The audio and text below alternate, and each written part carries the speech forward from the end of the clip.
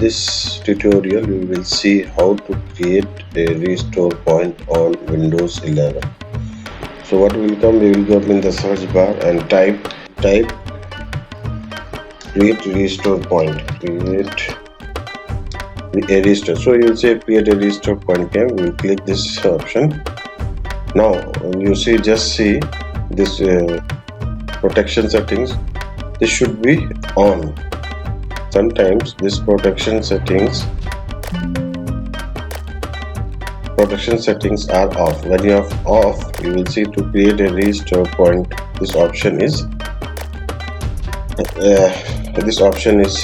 not coming. So what we will do, we will change it to turn on system restore points, apply OK.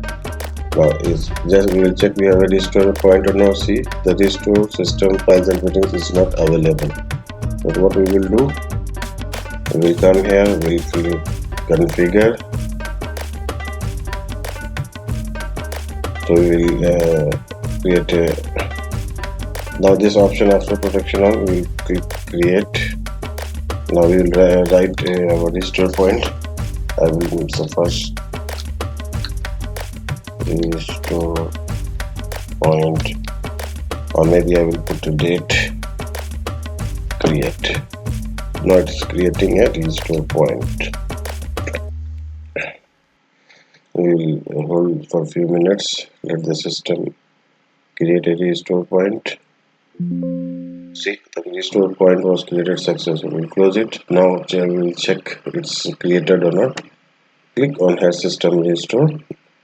See, before it was coming no restore point. I will click next. So this is my restore point coming here. See description, first restore point.